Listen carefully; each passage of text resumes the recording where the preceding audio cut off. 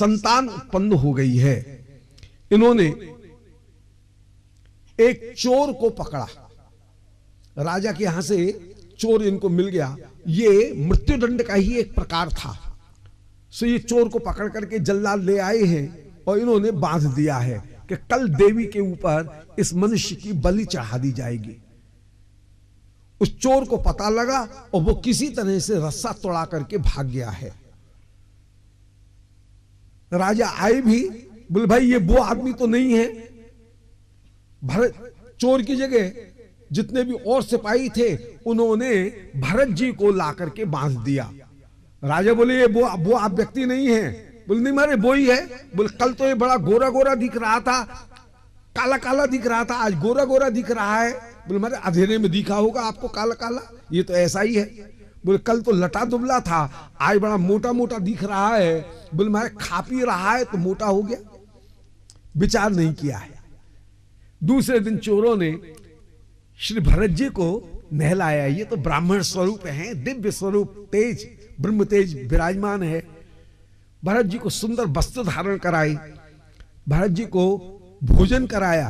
भरत जी जान गए ये जितने भी प्रसंग हैं ये सब बलिदान के ही ये सारे उपचार हैं। परंतु भरत जी जरा भी प्रभावित नहीं हुए। आनंद पूर्वक नारायण को भोग लगा करके इन्होंने प्रसाद पाया है। बोले जब मरेंगे तब मरेंगे, अभी तो आनंद से खाएं। पेट भर करके भोजन किया और श्री भरत जी उस समय बैठ गए। सब चोर आए गाते बजाते ढोल मजीरा सहित भरत जी को उस समय देवी के मंदिर में ले गए। भद्रकाली के सामने ले जाकर के बैठा दिया है। पुरोहित आए, अग्नि स्थापन किया, देवी की पूजा की, बलिदान की पूजा की है, तलवार की पूजा की है। और जब करालम निशितम उपाददे, तेज तलवार लेकर के जो ये खड़े हुए, देवी भद्रकाली तो भयभीत हो गई हैं। मन में विचार करें ये है परम भागवत, हाय इनके शरीर की एक बूंद भी यदि मेरे ऊपर पड़ गई तो आश्चर्य नहीं मेरे गले कुष्ठ उत्पन्न हो जाए। सो सहसो चटाट सैव देवी भद्रकाली, देवी भद्रकाली प्रतिमा फोड़ करके बाहर प्रकट हो आई हैं। लपक करके पहले तो पुरोहित के हाथ से तलवार छीनी, पुरोहित का सिर काट दिया है। फिर जितने भी वहां पर दुष्टगण वो जो बलिदान देखने के लिए खड़े हुए थे उन सब दुष्टगणों को पकड़ करके उनको गर्दन उनकी उछाल कर काट करके भरत जी की रक्षा करती हुई वो देवी दुष्टों की गेंदों को लेकर के कंदुक लीला करते हुए नृत्य करने लगी। श्री भरत जी ने देवी जी के पास में पधारे और देवी जी के पास में पधार करके श्री भरत जी ने आनंद पूर्वक देवी जी के कान में कृष्ण मंत्र जो हैं उन कृष्ण मंत्र का उपदेश कर दिया है। और कृष्ण मंत्र का उपदेश करके श्री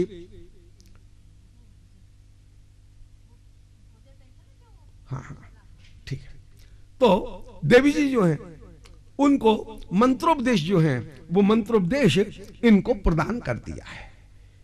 एवमेव खलु महत अभिताचारातिक्रमः कार्ष्णेन आत्मने फलति। श्री सुखदेव जी वर्णन कर रहे हैं कि यदि कोई महत जन का अभिचार करेगा तो वह उसका दुष्परिणाम कहीं अपने ऊपर ही फलीभूत होगा, कहीं दूसरी जगह फलीभूत नहीं होगा। श्री देवी जी से भरत जी बोले हे देवी अब आप हो गई हो वैष्णवी, ये मारधाड़ का काम छोड़ दो। आनंद पूर्वक देवी वैष्णवी होकर के विराजमान हुई हैं। ये रसकों की रीति ऐसी है कि वहां पर उनका संपर्क प्राप्त करके सबके हृदय से राजस तामस भाव की पूरी तरह से निवृत्ति हो जाती है। हमारे श्री वृंदावन के हरबयास देवाचार्य जी महाराज जिस समय राजस्थान में कहीं गए चटस बल में, वहां पर कभी देवी की मंदिर में बलिदान हो रहा था, इनको बड़ा दुख हुआ, भोजन किया नहीं, एक जगह जाकर के बैठ गए। श्री देवी जी को पता लगा, देवी जी बोले महाराज आप मेरे यहां पर आए हो और आपने भोजन नहीं किया, ये बात तो ठीक नहीं है। बोले भाई जीव हिंसा देख करके हमारे हृदय में बड़ा क्लेश हुआ। वृंदावन से तो गए ही थे, देवी जी के गले में उस समय तुलसी की माला डाल दी और कहा हे देवी मैया, अब आप परम परम दिव्य हो गई हो, आप इस समय वैष्णवी हो गई हो। देवी जी ने आदेश प्रदान किया, अब यहां पर कोई भी जीव हिंसा नहीं करेगा। श्री जड़ भरत जी ने भी ऐसा ही किया। जड़ भरत जी ने भी उस समय देवी जो हैं उनको भी वैष्णवी दीक्षा प्रदान कर दी है। भरत जी देवी के मंदिर से जो निकले, कोई आया, बोले भाई भरत, आज तो गले में मोती की बड़ी जोरदार माला चमक रही है, कौन सी दुकान से खरीदी? बोले भैया तुझे चाहिए क्या? बोले हाँ, कौन सी दुकान से लाया? बोले दुकान को काहे को जाता है, ले जा। भरत जी ने माला उतार करके दे दी। कोई आया, बोले भाई आज तो मुक्ता बड़ा जोरदार चमक रहा है, कहां से ये 16 खरीदा? मैं भी महादेव पे जल चढ़ाने के लिए सुबह जाता हूं, मुझे भी चाहिए। बोले ले जा। सो कोई भरत जी का दुपट्टा उतार करके ले गया, कोई माला ले गया, कोई बाजूबंद ले गया, कोई मुक्ता ले गया है। भरत जी जो लगोटी लगा करके अपनी खेत की मेड़ पर से गए, वही लगोटी लगा करके खेत की मेड़ के ऊपर आनंद पूर्वक आकर के विराजमान हो गए हैं। भरत जी ऐसे वैराग्य पूर्वक जीवन निर्वाह कर रहे हैं। रसकों की रीति है, ग्राम्य कथा ना सुनबे, ग्राम्य वार्ता ना कहिबे, भाल न खाइबे, भाल न परिबे। अच्छा खाना मत, अच्छा पहनना मत। रघुनाथ दास गोस्वामी जी से कहा, बोले ग्राम्य कथा सुनना मत, अमानी मानद होकर के सर्वदा सर्वदा कृष्ण नाम लेते रहना, ब्रज में मानसी सेवा करते हुए विराजमान होना। आदेश प्रदान किया, वही आदेश श्री भरत जी पालन करते हुए विराजमान है। उसी तरह से जीवन निर्वाह कर रहे हैं। ये भरत जी का वैराग्य वर्णन किया। अब भरत जी का ज्ञान कैसा, उसे निरूपण कर रहे हैं कि सिंध सौवीर देश के रघुगण नाम करके एक राजा, ये इक्षुमती नदी के किनारे कपिल देव जी के आश्रम में ब्रह्म विद्या का अध्ययन करने के लिए जाएं। इनके कहारों में से एक दिन एक कहार रास्ते में ही बीमार पड़ गया। अब राजा के तो सभी सेवक हैं, व्यवस्था तो करनी है राजा के लिए, इसलिए सेवकों ने खेत की मेड़ के ऊपर भरत जी को देखा, मन में विचार किया किसी और को पकड़ करके ले चलोगे तो बात बिगड़ेगी, जरा चले कि नहीं चले। भरत जी को बुलाया, भरत जी को तो मना है ही नहीं, ये तो उठ करके चल दिए।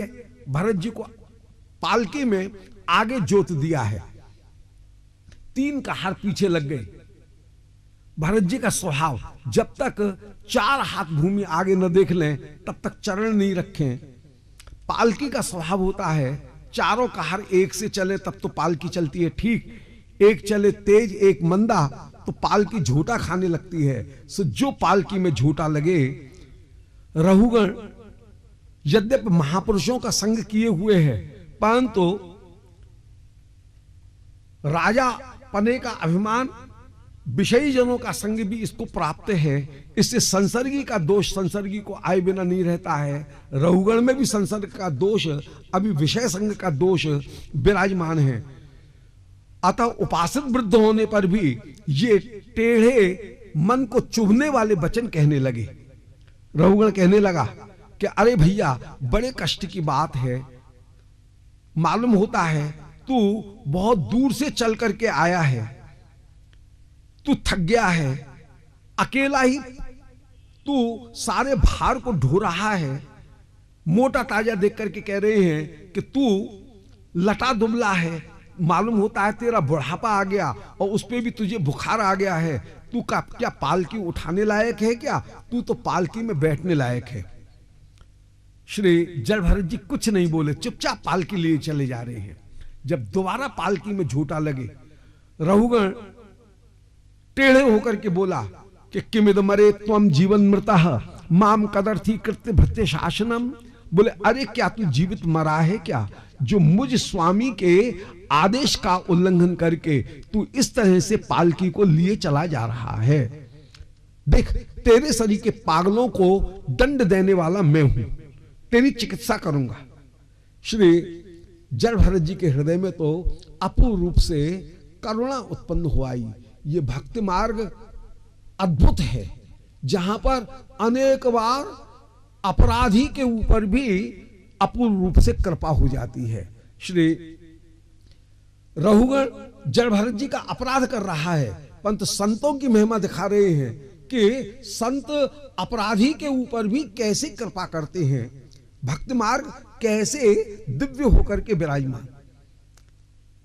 श्री जड़ भरत जी ने उस रघुगण के ऊपर भी अपूर्व रूप से कृपा कर दी है।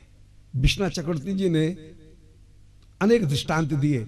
एक दृष्टांत दिया रघुगण का, अपराध करने पर भी जड़ भरत जी की कृपा रघुगण को प्राप्त हो गई।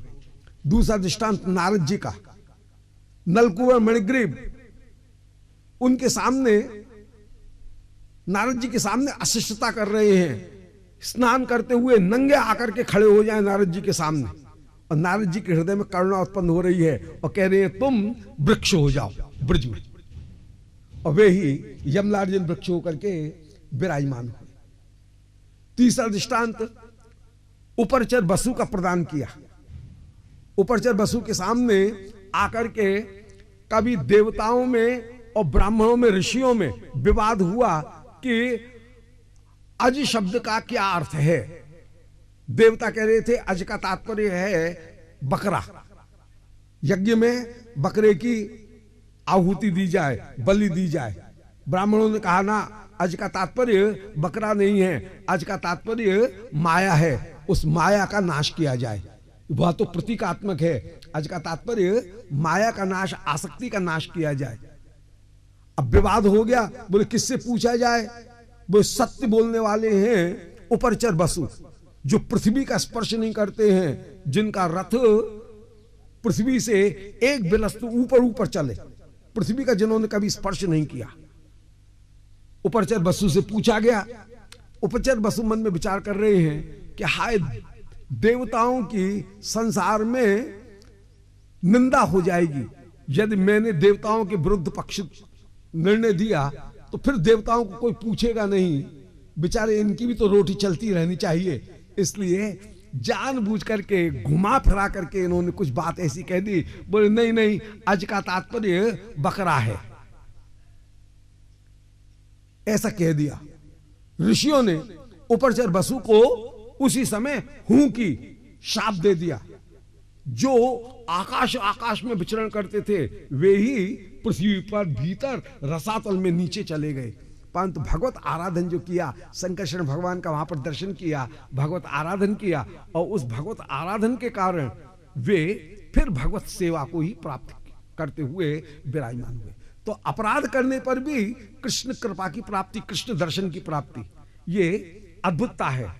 और चौथा दृष्टांत, उसकी तो कोई तुलना ही नहीं है, श्री नित्यानंद प्रभु का, जहां पर जगाई मधाई माथा फोड़ रहे हैं, नित्यानंद प्रभु के मस्तक से रक्त की धारा बह रही है, परंतु फिर भी श्री नित्यानंद प्रभु उनके ऊपर कृपा कर रहे हैं और कह रहे हैं नहीं महाराज, हड़बड़ाहट में मैं गिर गया था। महाप्रभु चक्र चक्र कह करके दौड़ रहे हैं और ये कह रहे नहीं नहीं महाराज, हड़बड़ाहट में मैं गिर गया होऊंगा, इसलिए कहीं माथे में चोट लग गई होगी।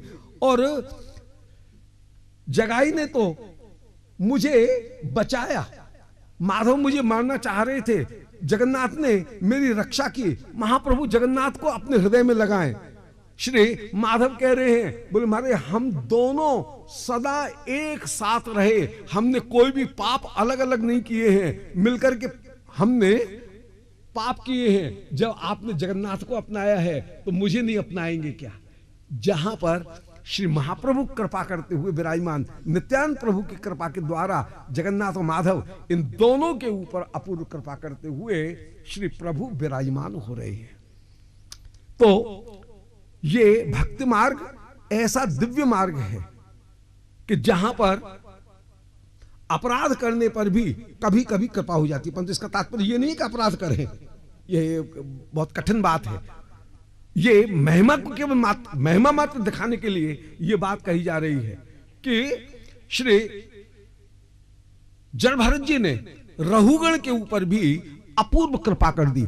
अपने पिता को तो ज्ञानोपदेश दिया नहीं, और रास्ता चलते हुए अपराध करने वाले रहुगण को ज्ञान उपदेश देते हुए श्री जड़ भरत जी बोले कि त्वयोदितम व्यक्तम विप्रलब्धम भरत समय स्यात् यदि वीर भार। बोले भैया तेरे वचन तब सत्य होते यदि यह भार मुझे प्राप्त होता। अरे ये भार मुझे प्राप्त है ही नहीं। और तूने ये जो कहा कि मोटा, तू बड़ा लटा दुबला है, बुखार आ गया है, तो भैया पीवेत राशौ न विदाम प्रवादः। मोटा होना, पतला होना, बुढ़ापा आना ये देह के धर्म है, आत्मा के धर्म नहीं है। और भैया तूने ये जो कहा कि क्या तू जीवित मरा है क्या, तो मैं जीवित मरा, तेरे कहार जीवित मरे, तू जीवित मरा, ये सारा संसार का संसार जीवित मरा है। जिसने जन्म लिया है उसकी मृत्यु सुनिश्चित है। और तू ये जो कह रहा है कि मैं तुझे दंड दूंगा, तो भैया ये तो विधिकृत योग है, ये तो नाटक है। नाटक में सूत्रधार ने जिसको जो भूमिका दे दी है वो वैसी भूमिका को कर रहा है। इस बात पर कभी भी अभिमान मत कर। ये तो विधिकृत योग है कि आज हम तेरे कहार बन रहे हैं, न जाने कितने जन्मों में तू भी हमारा कभी कहार बना होगा। और जब हम पागल हैं तो पागल को कोई दंड थोड़ी दिया जाता है। हृदय की गांठों को काटने वाले ऐसे सुंदर वचनों को जैसे ही सुना, रहुगण की तो आंख खुल गई। देखा कंधे के ऊपर यज्ञोपवीत है, जान गए ये कोई ब्राह्मण है, चरणों में गिर गए। बोले महाराज ब्राह्मणों से मैं बहुत डरता हूं और मैं कपिल देव जी के पास में विद्या अध्ययन करने के लिए जा रहा हूं। अभी आपके वचनों से मुझे संतोष नहीं हुआ है। आप कह रहे हैं कि भार मेरे ऊपर नहीं है, शरीर को भार है। क्या शरीर का भार आत्मा को प्राप्त नहीं होता है क्या? जगत में अग्नि जला करके उसके ऊपर पात्र रखा जाता है, उसमें दूध डाला जाता है, उसमें चावल डाले जाते हैं। अग्नि के ताप से पात्र गर्म होता है, फिर दूध गर्म होता है, उसके चावल गल जाते हैं, चावल के अंदर की किनकी भी गल जाती है। ऐसे ही शरीर का ताप कहीं आत्मा को पहुंचना चाहिए। और मैं अपने अनुमान के द्वारा भी कह सकता हूं कि जब युद्ध में मुझे सफलता मिलती है, मैं कहता हूं शाबाश मेरे वीरों, आज मेरी आत्मा प्रसन्न है। कभी मुझे उचित सफलता नहीं मिलती है तो मैं फटकारते हुए, डांटते हुए अपने सेवकों से कहता हूं कि अरे दुष्टो, मैंने तुमको खिला खिला करके ऐसा मोटा किया, भैंसा बनाया, परंतु तुमने कुछ नहीं किया। आज तुमको देख देख करके मेरी आत्मा रोती है। तो आत्मा रोती भी है, आत्मा प्रसन्न भी होती है, ये मेरा अपना अनुभव भी है। और आप कह रहे हो कि आत्मा को कोई कष्ट ही नहीं है, ये कैसे मान लिया जाए? श्री जड़ भरत जी तो हंसे और बोले अकोविदः कोविद बाद बादान बदस्यथो नात विदाम वरिष्ठः। बोले राजा बनता तो तू बड़ा चतुर है, कोविद, परंतु है महामूर्ख। अरे विद्वानों जैसी बात करता है, परंतु तुझमें विद्वत्ता का कहीं एक अंश मात्र भी नहीं है। व्यवहार को परमार्थ के साथ में तू जोड़ता है। देखिए शरीर है व्यवहार और आत्मा है परमार्थ। शरीर को आत्मा के साथ में, शरीर के कष्ट को आत्मा के कष्ट के साथ में मत जोड़। देख तीन प्रकार के व्यक्ति होते हैं। एक होते हैं अकोविद, दूसरे होते हैं कोविद और तीसरे होते हैं सूरी। ये तीन प्रकार के जन हैं। अकोविद जन कैसे? बोले जो व्यावहारिक सत्ता को ही सत्य करके मानते हैं। कोविद जन कौन है? बोले जो प्रातिभाषिक सत्ता को कहीं सत्य करके मानते हैं, परंतु जो पारमार्थिक सत्ता को ही सत्य करके मानते हैं वे ही वास्तव में सूर्य होकर के विराजमान। जैसे एक बालक है, वो कह रहा है, बोले हट जाओ हट जाओ, राजा साहब आ रहे हैं, राजा साहब आ रहे हैं। मिट्टी का खिलौना है और सवारी चला रहा है और हट जाओ राजा साहब आ रहे हैं, राजा साहब आ रहे हैं। वो मिट्टी के उस खिलौने को साक्षात राजा मान रहा है। व्यावहारिक जो सत्ता है उसको ही वो सत्य करके मान रहा है। परंतु मां आती है, बोले बेटा अब राजा साहब भी तो इतनी देर से चल करके आए हैं, राजा साहब भी थक गए होंगे, चलो राजा साहब को विश्राम करने दो और तुम भी चलो मम कर लो, बूबू पी लो। और वो खिलौने को उठा करके शोकेस में रख देती है मां और बालक को पकड़ करके ले जाती है, भोजन कराती है। वह स्वप्न की प्रातभाषिक सत्ता के समान स्वप्न को तो मान रही है झूठ, और जो वास्तविक वस्तु है उस तत्व को भी वो जान रही है। मां ये जानती है कि ये जो खिलौना है ये मिट्टी का है, तो वो खिलौने को मिट्टी भी कह रही है, साथ ही साथ में व्यावहारिक सत्ता में ये भी कह रही है कि राजा साहब आराम कर रहे हैं, राजा साहब को आराम करने दो। ऐसे ही जो ज्ञानी जन हैं, वे ज्ञानी जन सर्वत्र ब्रह्म दृष्टि रखते हैं। ब्रह्म दृष्टि रखने पर भी वे उच्च अवचिता, कौन का आदर करना है कौन का आदर नहीं करना है, व्यावहारिक सत्ता में वे विनम्रता, प्रणाम, दंड, शासन, इन सबको स्वीकार करते हुए भी विराजमान होते हैं। परंतु जो पहुंचे हुए संत हैं वे कभी भी कोई दूसरी वस्तु देखते ही नहीं है। वे तो सर्वत्र सर्वत्र जो मूल पदार्थ है उस मूल पदार्थ का ही दर्शन करते हैं। यदि उसी खिलौने को कोई सोने के साथ में बांध करके और सुनार के पास में ले जाए और कहे भाई जैसे इसकी कीमत करना, तो सुनार जैसे ही रुमाल खोलेगा और उसमें मिट्टी के खिलौने को भी सोने के साथ में बंधा हुआ देखेगा तो उठा करके मिट्टी के खिलौने को फेंक देगा, बोले अरे ये इसमें काय को मिला करके ले आए, ये किसी काम का नहीं है। सोने को ही ग्रहण करेगा, बोले ये तो मिट्टी है, और उसको उठा करके वो बाहर फेंक देगा। ऐसे ही जो वास्तविक ज्ञानी जन हैं वो जो कीमत करेंगे वो कीमत ब्रह्म तत्व का ही वे विचार करेंगे। ब्रह्म तत्व की दृष्टि से ही वे वस्तु का निर्धारण करेंगे। वे उसके नाम रूप को देख करके उसका निर्धारण नहीं करेंगे। तो ये तीन प्रकार के जन हुए, एक कोविद, एक अकोविद और एक सूर्य। देख ये जीव कहीं क्षेत्रज्ञ एता मनसो विभूति जीवस्य माया रचितस्य नित्या। जीव जो है वह मन की विभिन्न विभूतियों को, जितनी भी वस्तुएं हैं मन के द्वारा जो वस्तुएं जिनमें आसक्ति की गई, उनको जीवात्मा तो शुद्धो विचष्टे है विशुद्ध करतु हूं। वह शुद्ध रूप में केवल साक्षी रूप में दर्शक होकर के ही वो विराजमान है। जो मन है वही उन वस्तुओं के साथ में ये मेरा है ये तेरा है, उनमें हान उपादान भाव जो हैं उनको ग्रहण करके वह विराजमान होता है कि कौन सी वस्तु को ग्रहण किया जाए, कौन सी वस्तु तटस्थ रखी जाए, कौन सी वस्तु का त्याग किया जाए। इस बात को ये जो विचार है यह विचार केवल मन ही करते हुए विराजमान है। क्षेत्रज्ञ आत्मा पुरुष पुराण, जीवात्मा जो है वही क्षेत्रज्ञ होकर के विराजमान है। उस जीवात्मा को भी प्रेरणा प्रदान करने वाले कौन हैं? बोले ये जीवात्मा भी परमात्मा की प्रेरणा से कहीं चेतन होकर के वह वस्तुओं में शक्ति संचार करते हुए विराजमान है। परमात्मा की कृपा के द्वारा जीवात्मा में सच्चित आनंद रूपता यह विराजमान है। परमात्मा से प्रकाशित होकर के जीवात्मा प्रकाशमान है और जीवात्मा के प्रकाश से अहंकार प्रकाशमान है। जितना भी देह है वह देह प्रकाशमान होकर के विराजमान। इसलिए नारायणो भगवान वासुदेव स्वमायात्मन न्यवधीयमान। बोल श्री प्रभु नारायण अंतर्यामी रूप में ही विराजमान हैं। वे नारायण ही सबके आदि कारण होकर के विराजमान।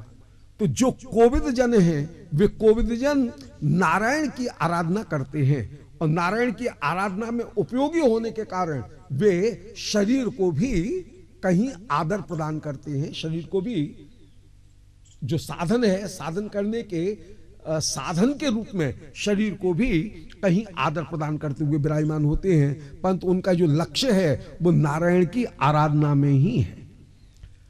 राजा देख, अज्ञान का त्याग करके जो तत्व पदार्थ है उस तत्व पदार्थ को ही ग्रहण करने का प्रयत्न किया जाए। जब ज्ञानोदय होगा तब आत्म तत्व को जीव जान सकेगा। उस आत्म तत्व को जानने के लिए भ्रातव्य मेनम तदब्र वीर्यो मुपेक्षया ध्येधित मप्रमत्तः।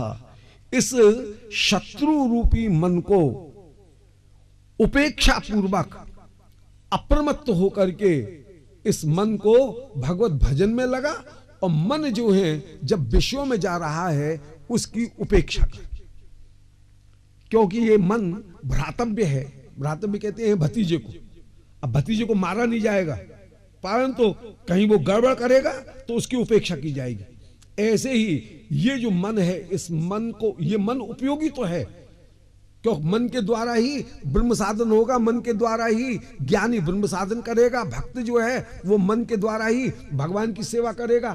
इसलिए मन शरीर इनकी उपयोगिता तो है, इनकी उपयोगिता को धारण करते हुए इनका सदुपयोग कर। जब ये विषयों की ओर जाने लगे उस समय इस मन की उपेक्षा कर और इस मन को कहीं रोक करके ला।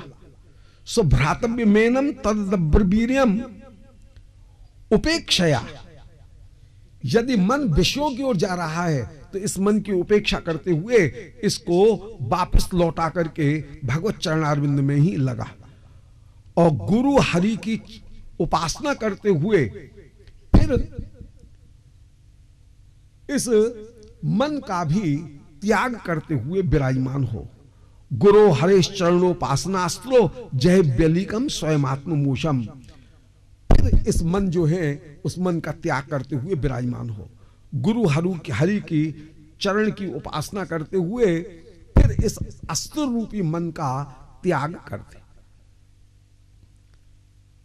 रघुगण ने तो चरणों में प्रणाम किया, बोले महाराज आप तो कोई अद्भुत अद्भुत बात कह रहे हैं, मैं समझ गया आप कोई दिव्य पहुंचे हुए संत हैं। नमो नमः कारण विग्रहाय। महाराज आप त्रिगुणात्मक देह मात्र में स्थित हैं, आप तो आत्मस्वरूप होकर के ही विराजमान हैं, मैं आपको प्रणाम कर रहा हूं। महाराज जैसे मुझे व्यवहार मार्ग से अनासक्ति की प्राप्ति हो, परमार्थ मार्ग को मैं जैसे प्राप्त कर सकूं, ऐसा तत्वावमर्श आप मुझे, तत्व विमर्श आप कृपा करके मुझे प्रदान करें। श्री जड़ भरत जी बोले राजा देख, थोड़ी सी मिट्टी रख दी, दो पाम बना दिए, थोड़ी सी मिट्टी रख दी, जांग बना दी, ज्यादा सी मिट्टी रख दी, थुथुला पेट बना दिया, मिट्टी का ही सिर बना दिया, मिट्टी के ही 4 कहार बना दिए, और नाम रख दिया क्या? बोले राजा सिंधु श्रुति दुर्मदांध। बोले ये सिंध सौबीर देश के राजा हैं।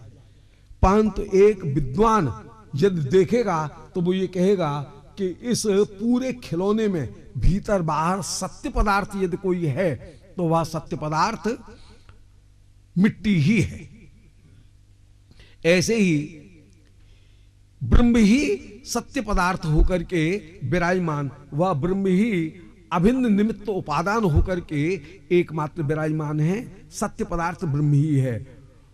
जो लय और विक्षेप को प्राप्त न हो ऐसा पदार्थ, वह श्री प्रभु ही एकमात्र वैसे पदार्थ हैं।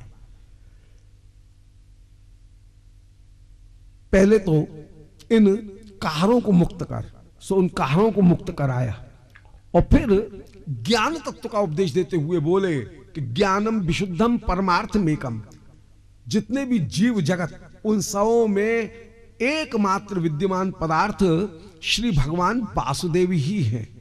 उन वासुदेव को यदि प्राप्त करना हो तो वासुदेव को प्राप्त करने के लिए संतों की चरण रज को ही मस्तक के ऊपर धारण कर। रहुगण तपसान याति नचेज्या निर्वपणाद ग्रहाद भा न छंदसा नैव जलाग्नि सूर्य बिना महत्पाद रजोभिषेकम। रहुगण, उन वासुदेव की प्राप्ति न यज्ञ से होगी, न उनकी प्राप्ति तर्पण से होगी, न उनकी वेद से, न सूर्य अग्नि जल इनकी समाराधना से। उन वासुदेव की प्राप्ति संतों की चरण रज के द्वारा ही एकमात्र होगी। देख, मैं पहले भरत नाम करके राजा था, एक मृग में मेरी आसक्ति हुई, उसके कारण मुझे ये दशा की प्राप्ति हुई। तब से मैं भीड़ से डरता हूं, एकांत में ही विचरण करता हूं। ऐसे जो वास्तविक पदार्थ है, तत्व पदार्थ, उस तत्व पदार्थ का आश्रय ग्रहण कर ये जब उपदेश प्रदान किया, रहुगण की आंख खुली। रहुगण बोले महाराज, जैसे मेरा संसार से आसक्ति दूर हो, वह आप मेरे सामने वर्णन करें। आपने ये बात तो बता दी कि मुख्य पदार्थ श्री वासुदेव हैं और वो वासुदेव की समाराधना ही सर्वथा उपयोगी है। अब वासुदेव की